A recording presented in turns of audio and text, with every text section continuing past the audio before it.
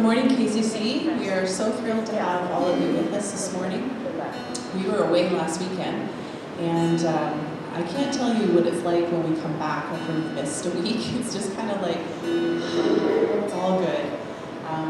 So we're really looking forward to worshiping with you, to spending time with you, to sharing God's word with you this morning. So I hope that you come with open hearts and hearts that are ready to hear from God.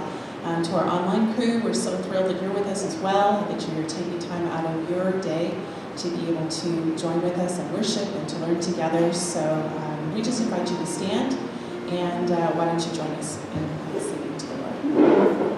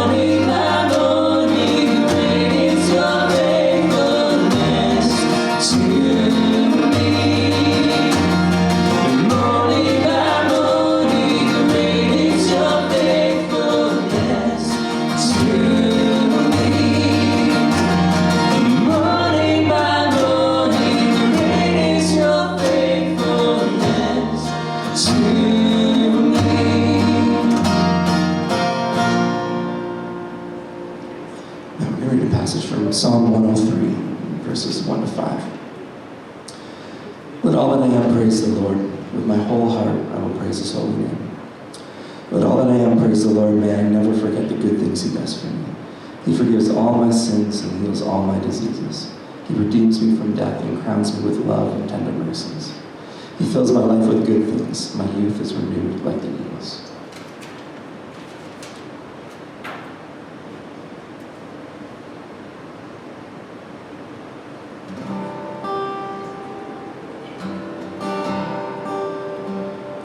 Bless the Lord, oh my soul, oh my soul, and worship His holy name, and sing like never before.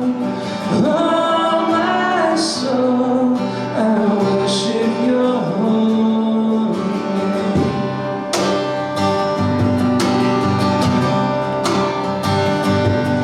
The sun comes up, it's a new day dawn, and it's time to sing Your song again. Whatever may pass and whatever lies before me, let me be singing when the evening comes. Bless the Lord, oh my soul, oh my soul, worship His holy name. Sing like never before. Oh my soul, I worship Your holy name.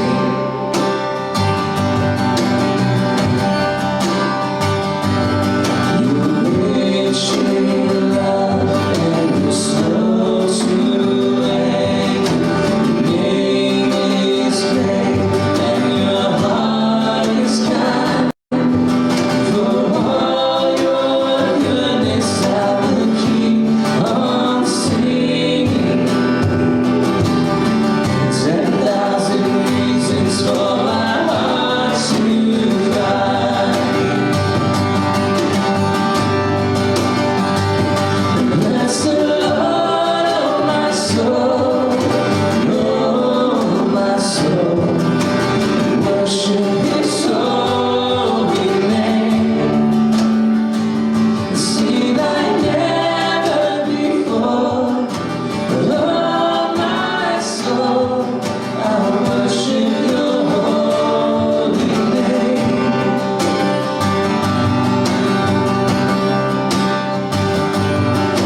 It's on that day when my strength is failing, the end draws near and my time has come. Still my soul will sing Your praise unending. 10,000 years and then forevermore.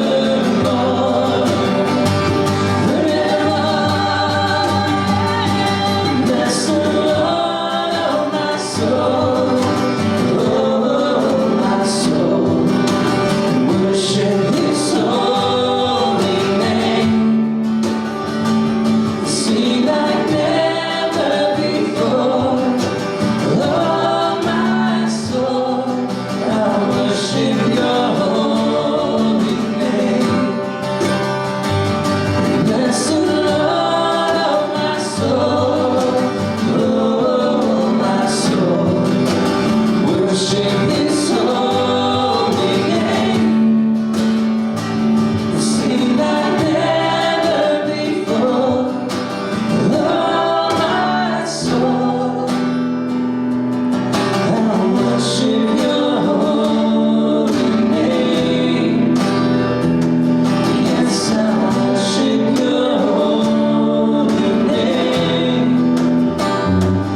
Yes, I worship Your holy name.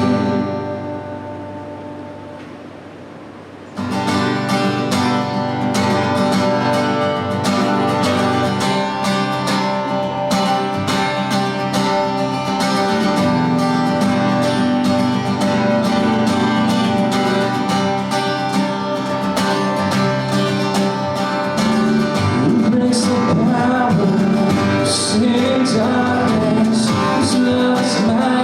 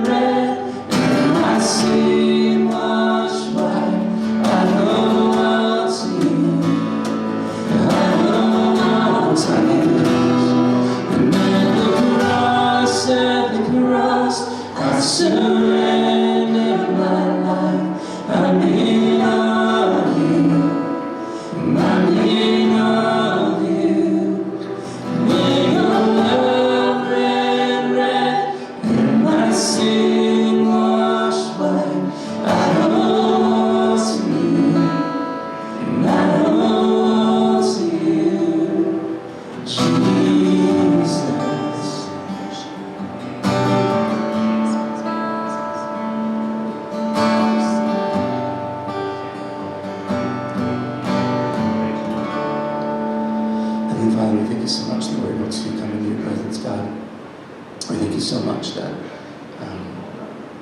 you sent your Son, and he died on the cross for everyone here. And God, that sacrifice is why we will be with you forever in heaven. So God, we just thank you so much that you're willing to do that for us. We just reflect on that now. We give our hearts to you, God. Pray that you would just help us to surrender whatever we need to surrender to you today, God. Help us to be open to receive the words that Scott's going to give to us here momentarily. And I pray that you would just be with us today. Amen. You can grab a seat. We're going to have a video for announcements. When that video is over, we're going to have a break. So when it's done, just go get a break. And I encourage you when it's over to say hi to somebody who can come. So thanks.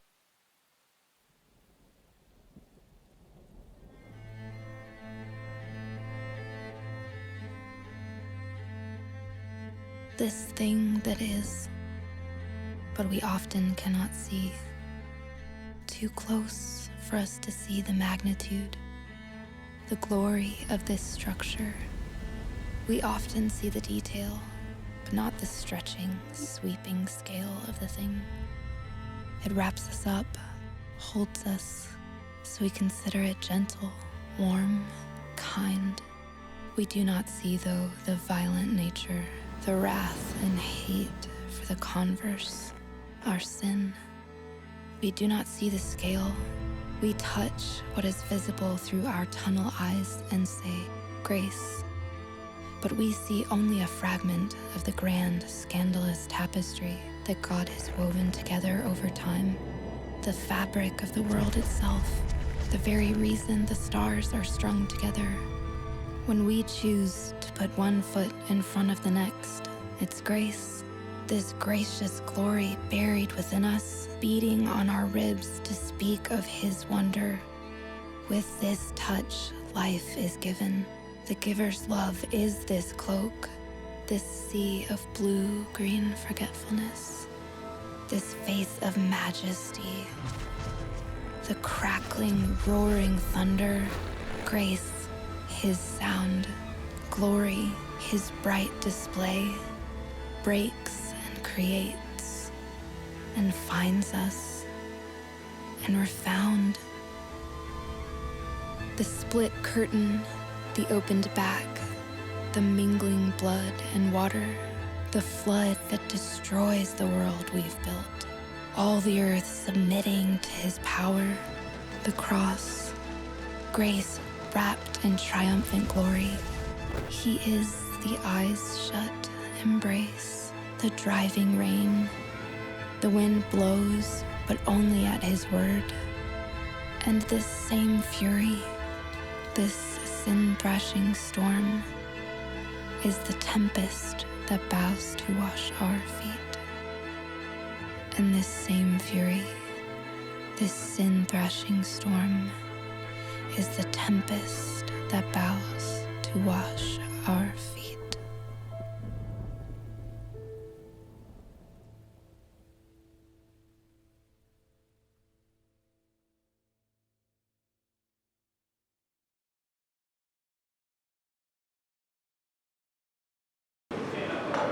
Morning, Saints. How's everybody doing? Yeah, they had a good week. It looks like winter is teasing us, isn't it? It's saying, wait a minute, I'm not gone yet. I'm going to stick around for a while. It's amazing how much time we spend talking about the weather. You know, I think it's like a Canadian thing. You know, it's too hot or too cold or too snowy or too dry or, you know, too rainy or too this, you know, kind of thing. And I don't begrudge it because it's kind of something that brings us all together. You know, it's something we all suffer alongside each other. And it's really interesting because for thousands of years, people have struggled with this connection we as people have to nature. It's been such a powerful connection in so much as it, you know, dating back 8,000 or 10,000 years, human beings have worshipped nature. They've seen themselves as part of nature, but that it has this aching or overarching purpose to it. You know, we talk about Mother Nature fighting back. We talk about how we treat our environment and how our environment treats us. We talk about our connection to the soil, to the plants, to the weather around us, to space. Nature is a fascinating thing. And it is such a big part of what it means to be human that often the temptation is to look at it with a sense of worship and awe. And to look at it in itself and feel that way about it. We're doing a series now called It's Not Political. And as many of you know, I would rather shave with a cheese grater than talk about politics. I find politics really interesting. And I find it's easy to get caught up in politics these days. It really is. I, like probably many of you, spend a lot of time wondering what's going on in the world and that. And so as a church, as a Christian community, we don't endorse politics one way or the other. We look at politics as a unit unto itself. These are people that are put over us to rule us and to maintain laws and to keep peace and to facilitate our facility of freedoms and meeting and worship and all those kind of things. The nature of government is to give us a place where the gospel of Jesus Christ can spread. That's why one of the most interesting timing elements of the gospel of Jesus Christ is it happened during the Roman Empire. Because there was a concept in the world at that time called Pax Romana, and what it meant is Roman peace. And there was a roadway created all through Europe and Asia and down to Africa of roads. And so it made the traveling of the gospel across borders to the expanses of the world go lightning fast. Because it wasn't necessarily a life-changing experience to go from one place to another, because it was this political system that facilitated it happening. In the West, we've enjoyed political systems that have allowed us to build churches and to worship openly, and that's a beautiful gift. But that's a purpose it has. And the problem right now with our society is not that the church is getting political, it's that politics is getting religious. I don't know if you've noticed, but a lot of the things in the world around us have stopped being issues we talk about and have become causes. Causes that people get very emotionally invested in. Causes that people identify with and determine, their own value based on how they feel about those causes. And this has happened from everything from gender to nature to politics to all kinds of societal things. And I'll tell you, I'm not an expert in a lot of things, but one thing I am very good at is spotting religion. And the more and more I see a lot of things in our society becoming more religious in a sense, the more I identify the factors they have that are religious in nature. And I have to ask the question, why is the world, which is not part of the church, or is at least separated from it, such a religious organization? And the reason is that deep down, we all want to worship. We feel this pull to come together, to unite under some higher purpose or higher being, and to share community. And this is so human. It's so beautiful that we feel these pulls. Well, what happens when people stop going to church and stop believing in a God? Well, what happens is they will create their own religion. One ancient philosopher years ago said, if we did away with God, we would have to reinvent him again. And that's what's happening a lot in our world. So when I'm talking about it's not political today, I'm talking about a need that people have to connect with Jesus Christ, God, that they are instead expressing with other things. And one of the things that we do is we tend to humanize the environment. We anthropomorphize it. We look at nature as if it is a person making a decision, that we have a partnership with it, a give and take. And we don't see nature as a thing, we see nature instead as a personality or something to be worshipped. It's really interesting is, I'm talking a little bit about the environmental movement. I want to say a couple things. First of all, One is this: when I was growing up, we had this creek right behind my house, and Oakville, if you're familiar with it, it doesn't have hills; it has valleys. And so there are the 3 or 4 major creeks that come down through Oakville that have these deep gullies down to these rivers and creeks. There's a 16-mile and a 14-mile. These gullies are vast. In fact, they have to build enormous bridges over them. If you've ever been near Lions Valley Park on the Highway 5 Dundas Bridge, I used to have more nightmares as a kid falling off that bridge. Because when you look down that bridge and the people below, they're about this big. That's how high up it is. But we had a little creek behind our house. And I remember the storms coming through and how rough the water was. My mom said, don't go near the water, it's too rough and that. But one of the things I remember as a child is going down and there were frogs in my creek. And tadpoles, they're amazing tadpoles, like the big kind that kind of become frogs, and little animals down there and things like that. But as I got older, the creek started to die. And what had happened is, just north of where I lived, on Spears Road, North Service Road, a whole bunch of factories moved in. And there weren't a lot of strict rules about how those factories disposed of waste. And so a lot of it leaked into the water.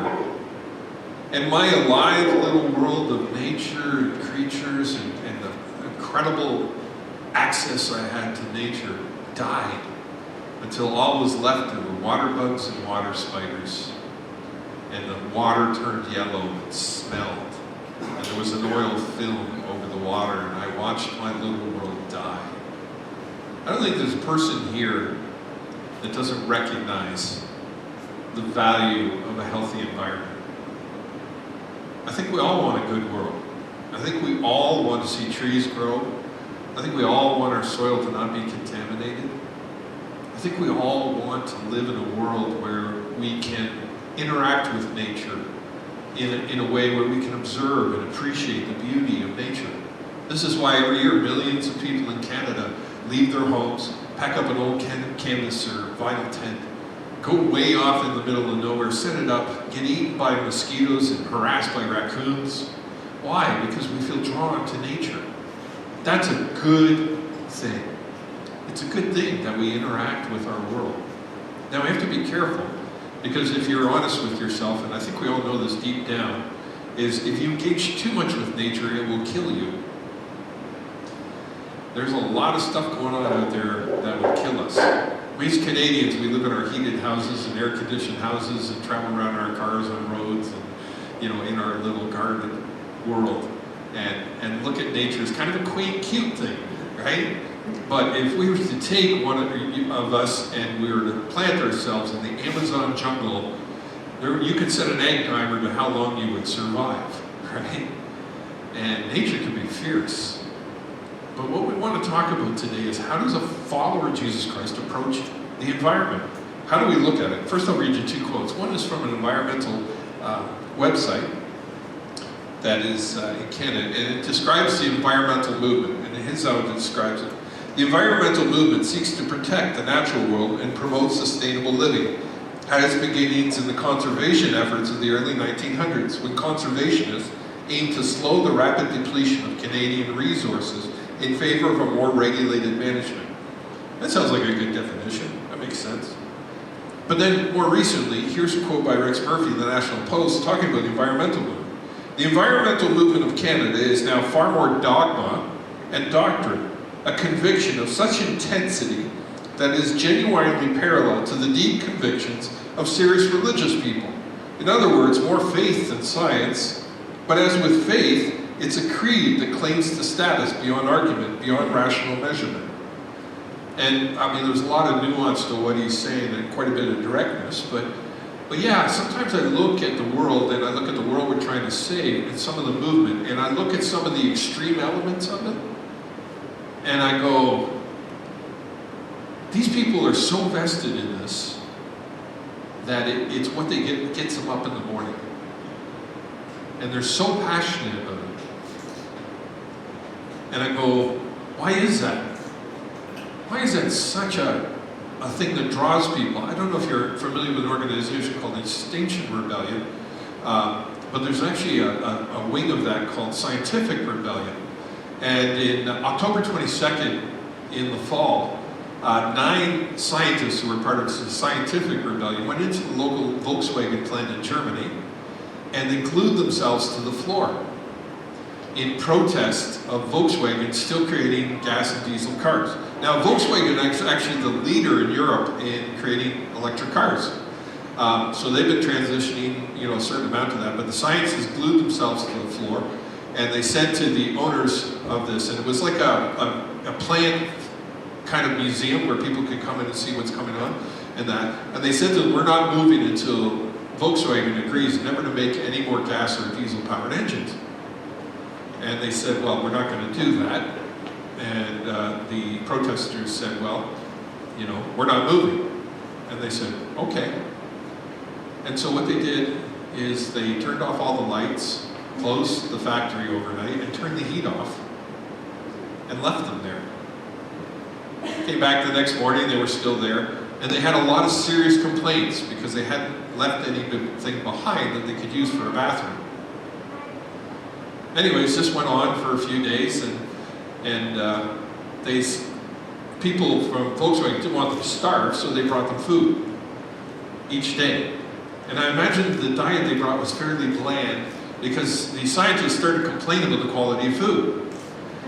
And so what they did is they designated one of their members who would go out and get food and bring it back in for the other scientists. The problem was if anybody unglued and left the plant wouldn't let them back in. So their numbers were dwindling over time. And so some of them tried a hunger strike. And that went on for a while, but didn't really last. And there was kind of this standoff until these people got tired of it and weren't being listened to or whatever, so they unglued themselves and went home and were very angry. And filed a human rights complaint because they weren't offered bathroom facilities when they glued themselves to the floor. Now, I don't know about you, but I look at that behavior and go, that's not really normal. What is causing people to throw tomato soup at works of art and glue themselves to the floor in that? When at the same time, I'm very passionate about the environment. And sometimes I hear stories like that, and I'm tempted to hate people like that. I don't know if you are too. I'm tempted to either hate them or to justify them. There's also an impulse that some of us have and say, well, they're committed. That's amazing. It's really good that they're this committed. And, if the world's coming to an end because of environmental disaster, then we need to get behind these people. And maybe they're prophets, modern day prophets. And others look at them and they go, these people are freaks. And they need to, go somewhere and do something more useful. Where's the balance to that? So I want to talk about the concept of how green is God. Is God an environmentalist? Is God not care what we do to the world? What is the world in relation to us? And I'm going to take you to passage. And it's really interesting. My wife was reading through Romans and she quoted this to me. And when I said I was going to do this theme, the verses just fit perfectly for this kind of theme. And so I want to read it to you. It's from Romans chapter 8. It starts in verse 18. Paul's writing, he said, I consider our present sufferings are not worthy comparing with the glory that has been revealed in us. For the creation, talking about nature, waits in eager expectation for the children of God to be revealed. For the creation was subjected to frustration, not by its own choice, but by the will of the one who subjected it, in hope that the creation itself will be liberated from its bondage to decay and brought into the freedom and glory of the children of God. We know that the whole creation has been groaning as in the pains of childbirth right up to the present time. Not only so, but we ourselves, who are the first fruits of the Spirit, groan inwardly as we wait eagerly for our adoption to sonship, for the redemption of our bodies. For in this hope we were saved, but hope that is seen is of no hope at all. Who hopes for what they already have? But we all hope for what we do not have, and we wait for it patiently. How do I, as a Christ follower, balance the fact that I actually am from another world? I really am. When you become a follower of Jesus Christ, you are a citizen of heaven. And that transcends my nationality, it transcends all my affiliations, my interests, my hobbies, my passions, all those kind of things. It supersedes it. A follower of Jesus Christ is someone that takes his love and faith in Jesus Christ and orients everything around it. And so, here's a question. Can I be a follower of Jesus Christ and be an environmentalist? Can I be a follower of Jesus Christ and still feel very passionate about our world? And I would have to say, yes, I can be. I can be, as long as I orient how I approach the world based on my faith in Jesus Christ. We have one of our own, Trish. I mean, she's a great environmental advocate. And Trish does that passionately, and she loves God. And I say, more power to her. You know, because we need people in our society that wake us up, that identify that the status quo is actually hurting more than it's helping. And we need people like that. We need people that come alongside us and say, there's a better way of doing this. You know, we don't have to do something in a way where we are, polluting the world around us continually. We can reuse, recycle, you know, we can do all these kind of things. And that's a good thing. I really think it is. And I've, in my lifetime, seen some amazing breakthroughs because of that. I can remember as a child, you would never walk into a restaurant or a mall or anything without this heavy smell of cigarettes, right? And smoking cigarettes is not a sin, okay? It's not a sin. It just makes, you know, it doesn't mean that you are condemned to go to hell, okay? If you smoke cigarettes, you just smell like you've been there, all right? But it's been good for everybody that we have confronted that and gone, this is hurting us. It's not good for our lungs.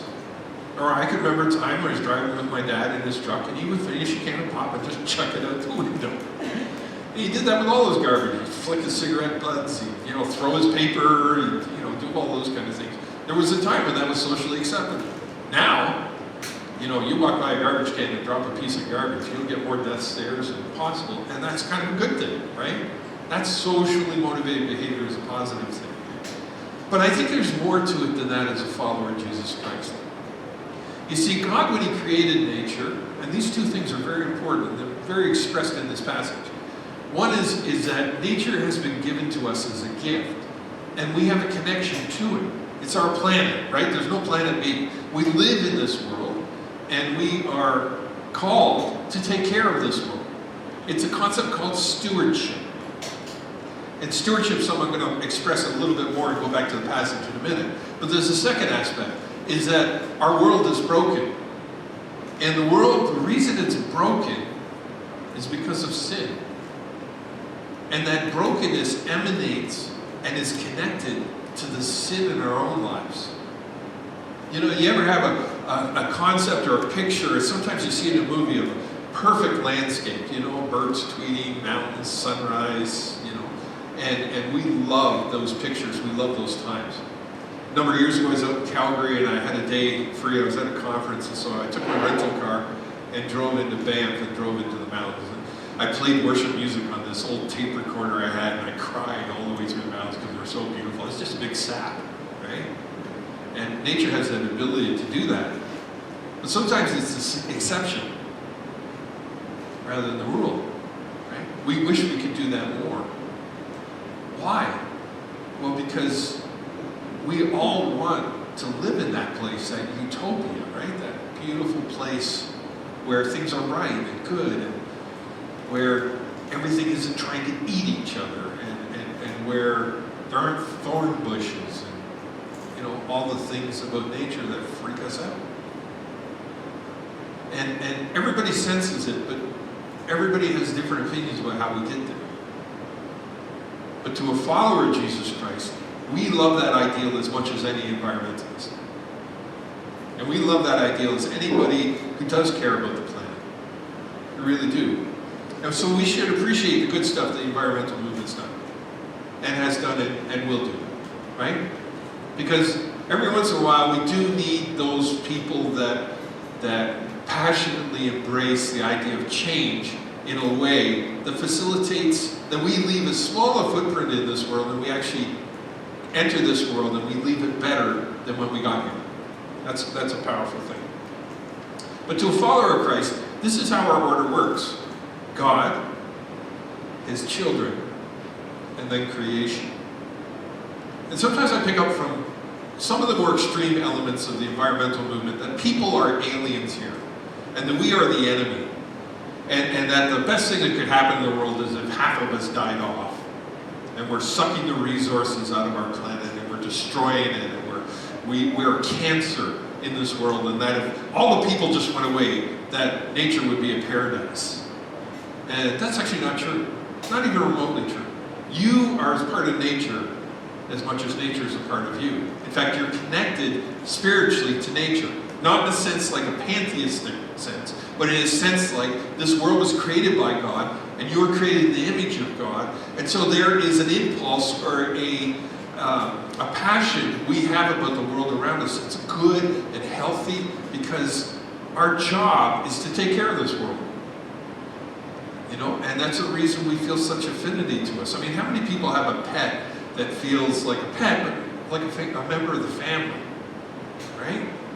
And sometimes if a person's really going through a struggle or a depression, the best thing they can do is get a puppy. Why? Because puppies are intuitive, and they're fun, and they're always happy, and they just love you unconditionally. And it sometimes makes up for all the dog barf, pee and poop, and you know the marks they leave in the furniture and this mangy smell you have in your house. To have one of those furry people running around in your house because they bring such joy and completeness and wonder to your world. They're like 24/7 entertainment, even when they're being totally stupid, right? And there's a reason we feel that connection. There's a reason people love horses, you know? And some people love horses to ride them, others love horses to eat them. But they all love horses, right? And that's what's counts, right?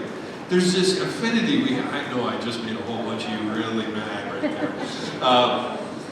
But there's a reason we have this affinity to it. But that affinity doesn't work properly unless the alignment's in place. God is what we worship, not nature. Nature's a thing, it's not a person. God is what we worship. And God, nature is to God at his whim to create or take away or begin or end at his whim. Because nature is something he has created. And anytime we get into where we're worshiping nature, we are on a dangerous path. And so God is our highest purpose. And then we are his children. Many people want to prioritize nature over people. Like some of these animals are faultless and sinless, and there's no damage in them, and that we are the problem, we are the sin and the cancer. And I can appreciate that. Looking at that creek when I was a little boy, watching it turn to poison, made me hate a little bit about what it meant to be human. And you know, that's an evil that must be confronted and facilitated. But there's another side to it. People are useful to nature and actually play a role in cultivating and organizing and ordering our world. We really do. There's a reason why there's domestic animals and wild animals. There's a reason why some populations thrive in an area and others don't. There's some reasons why there's certain places where people build cities or towns that certain animal species thrive. Why? Because we're connected to it. Not in just a stewardship sense, but in a spiritual sense. As long as we have that priority in place, then we are good stewards. So what does a steward do? If you could just pass the next slide on to the one after, Jabad. The 9th slide where it says, be a steward, right?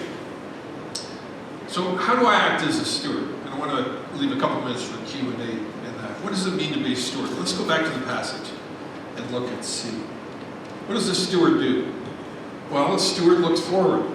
The passage in Romans 8 says, our present sufferings are not worth comparing with the glory that will be revealed in us. For the creation waits in eager expectation for the children of God to be revealed. You know what nature's waiting for? You know why there's hurricanes and storms and all the things happening?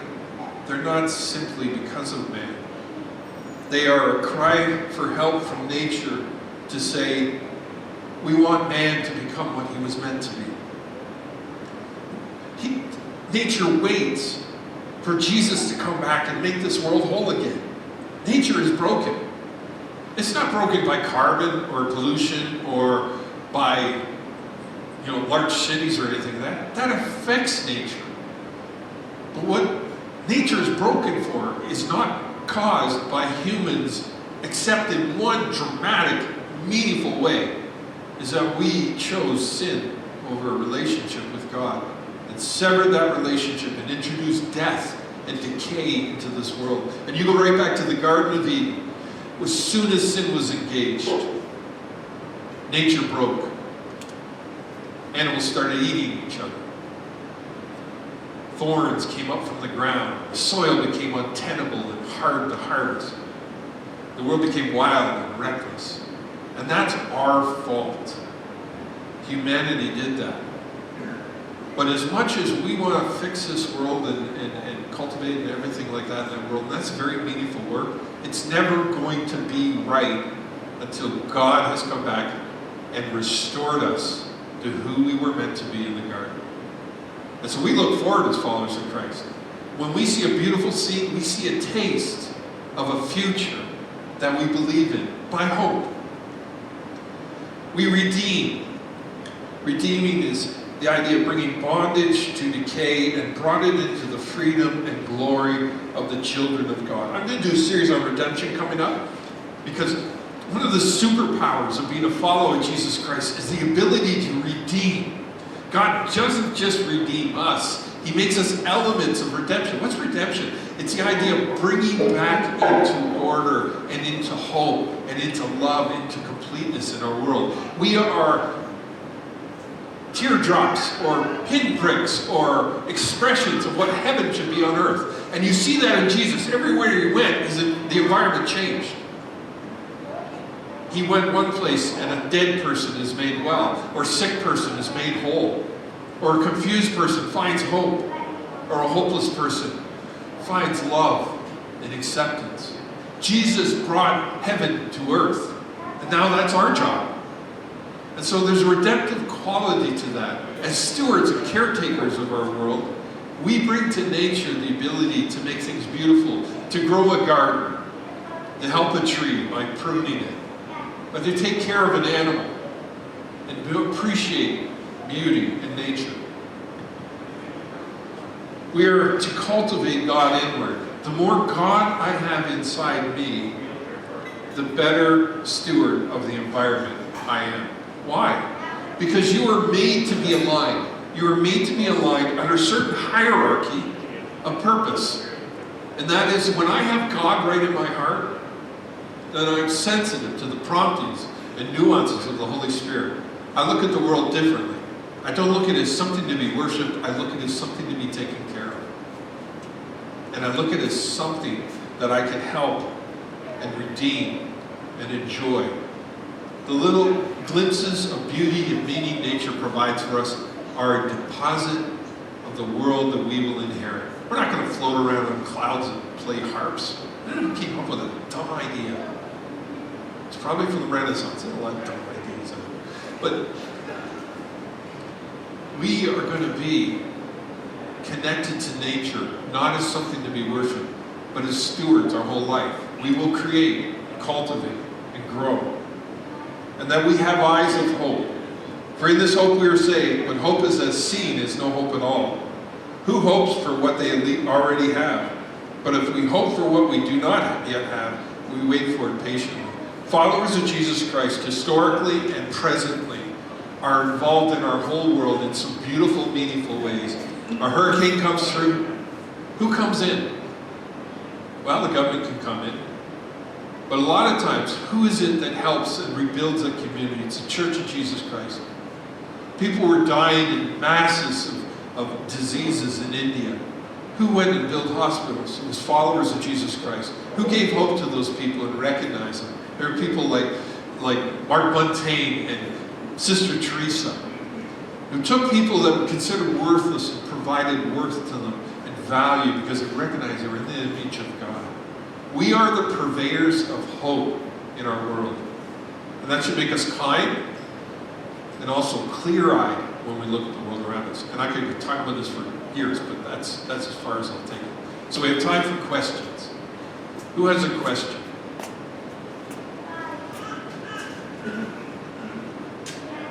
Now, if Trish was here, she would have 6 questions, so some of you are going to have to step in here.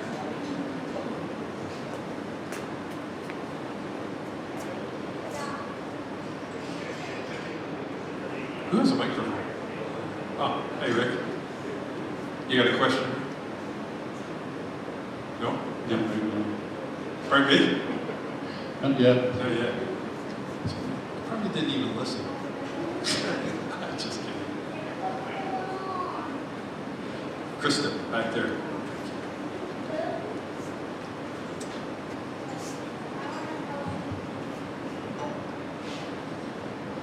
I think when I came across this passage, I was struck by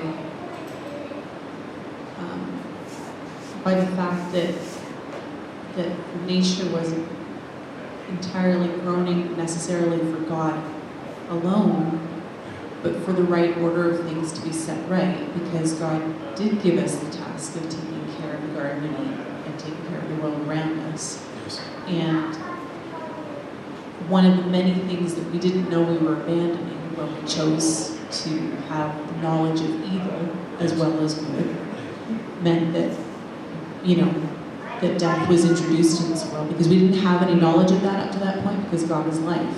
Yes.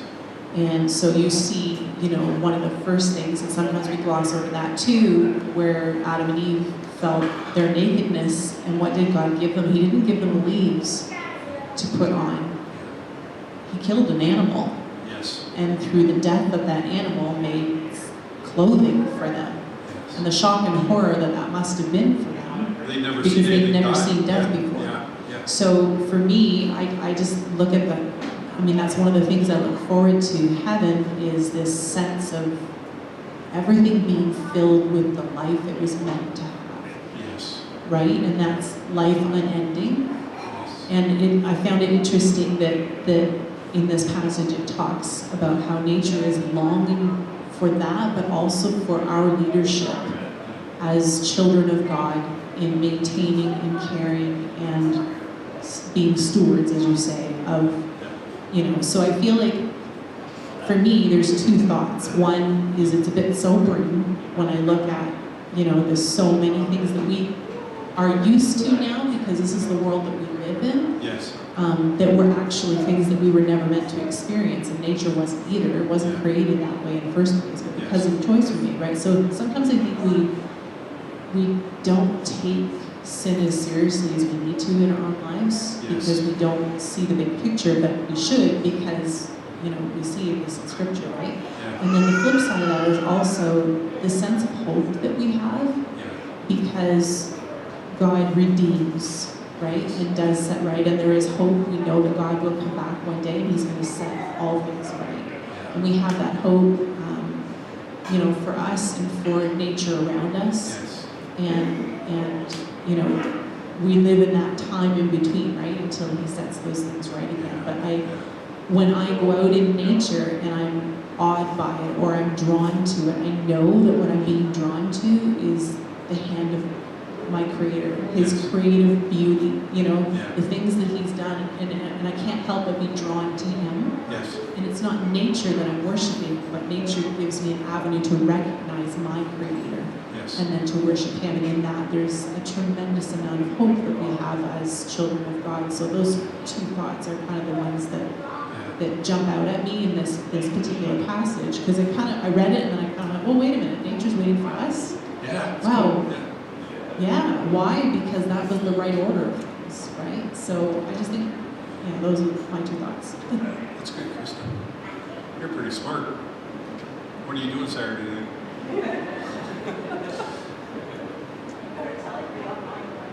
Oh yeah, that's my wife. I'm not trolling my congregation for dates, okay? I've been happily married a long, long time. I'm not going to say anything else because couch time is bad for my back. Yeah, and sometimes, I got excited when I saw that passage because sometimes the way the environment is presented in our world, comes across as either a virtue signal or as a, like nature is so political right now, and it makes me a skeptic whenever I hear somebody who's an environmentalist, because it feels like everybody's an activist and nobody's a steward. And activism has its place. I mean, it has its place in the world and things like that. But a steward's way different than an activist. Activist shouts down and draws attention and creates all that. And there are crisis times where an activist is a good thing. I think Elijah the prophet was a pretty good activist. Okay, but a steward's way different. A steward has a more persistent, authentic approach to how we look at our world. And it's sometimes hard to see through all the fluff because you have people that have this apocalyptic view, which I find ironic because someone will come and say, some of us can remember 20 years ago, the world's going to end on 2013, or the world's going to end in 2000, or the world's going to end on, this kind of date, and then the date passes, and they still give that person a platform afterwards, and I'm kind of like, what's this about? Why is it just ongoing shriek, that creates it? Anybody else? Question or comment? Yes, Rick.